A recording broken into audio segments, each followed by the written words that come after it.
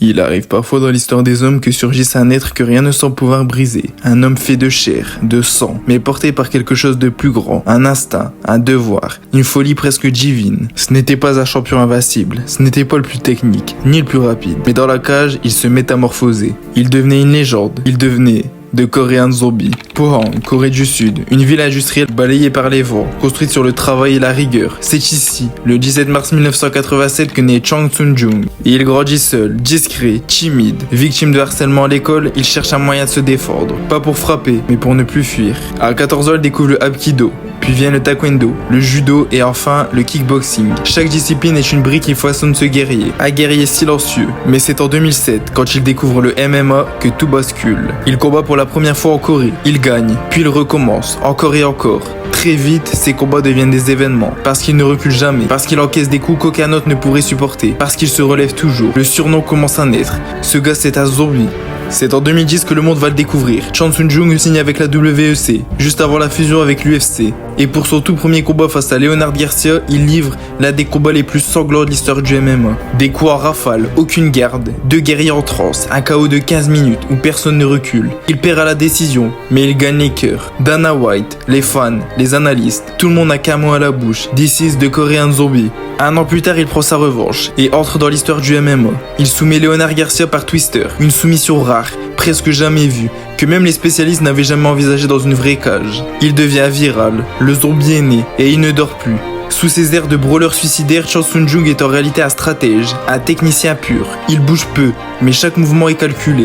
Son jab est sec, son timing chirurgical. Il est l'un des meilleurs grappleurs featherweight de sa génération. Et surtout, il ne panique jamais. Son sang-froid est presque inhumain. Quand d'autres explosent sous la pression, lui avance. Mais son plus grand talent, sa volonté d'acier, celle qu'on ne peut pas apprendre, celle qui ne se voit pas dans les statistiques. En 2012, il bat Dustin Poirier dans un chef-d'œuvre tactique et brutal. Il mixe striking et grappling avec une fluidité rare. Il devient le contender numéro 1. En 2013, il affronte José Aldo pour le titre featherweight, le roi absolu.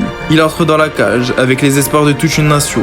Pendant 3 rounds, il se bat avec son cœur. Mais à la 4e reprise, son épaule se déboîte. Aldo n'a plus qu'à finir. Défaite, crève-cœur, le zombie s'écroule.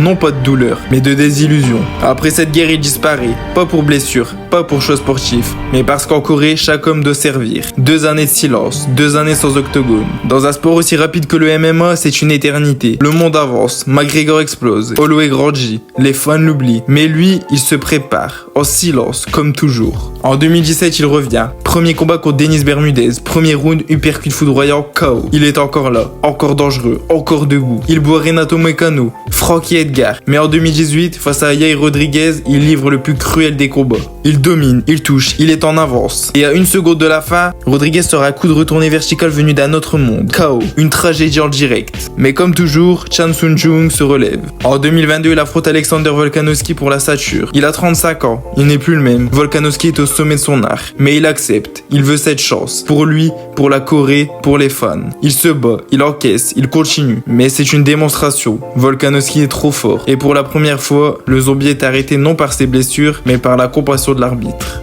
La fin se rapproche. Le 26 août 2023, il affronte Max Holloway à Singapour, dans une arène en feu. Une dernière fois. Il sait, le monde sait, il donne tout, il tente, il échange. Mais Max le cueille. KO, silence. Il se relève, il enlève ses gants et il annonce sa retraite. Les larmes coulent, le public est debout. Ce n'est pas une défaite, c'est l'adieu d'un guerrier. Chang Sun-jung n'a jamais été champion, mais il a fait plus que ça. Il a été aimé, il a inspiré, il a montré qu'on pouvait être technique sans être froid, brillant sans être arrogant, courageux sans être inconscient. Il a mis la Corée sur la carte du MMA mondial. Il a ouvert la voie à des générations entières de combattants asiatiques. Il a combattu Dustin Poirier, José Aldo, Yair Rodriguez, Max Holloway, Volkanovski et il n'a jamais dit non. Jamais. Il existe des champions, des rois, des dominants. Et puis il existe ceux qu'on n'oubliera jamais. Pas parce qu'ils ont tout gagné, mais parce qu'ils ont tout donné. Chang Sun-jung, tu es l'un d'eux. Tu n'étais pas juste un combattant. Tu étais une épreuve, une émotion. Tu étais le Korea Zombie. Et même si tu ne combattras plus jamais, ton nom, lui, ne mourra jamais.